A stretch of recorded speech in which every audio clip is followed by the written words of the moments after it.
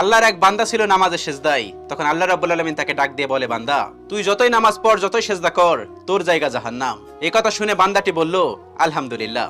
আল্লাহ তখন বলে, এই বান্দা, জাহান্নামের কথা শুনে কেউ আলহামদুলিল্লাহ কয়? বান্দা তখন বলে, আল্লাহ, জাহান্নামের মালিকও তুমি, জান্নাতের মালিকও তুমি। তুমি আল্লাহ খুশি হয়ে যদি আমাকে জাহান্নামও দাও, তাও আমার আপত্তি করার কোনো অধিকার নেই। আল্লাহ তখন বলেন, বান্দা, জাহান্নামে গেলে তুই পুড়ে যাবি, তোর খুব কষ্ট হবে। বান্দা তখন বলতেছে, আল্লাহ, কষ্ট শুধু আমার হবে না, তোমারও হবে। আল্লাহ তখন বলতেছে, বান্দা, তুই পুড়বি জাহান্নামের আগুনে, আমার কষ্ট হবে কেন?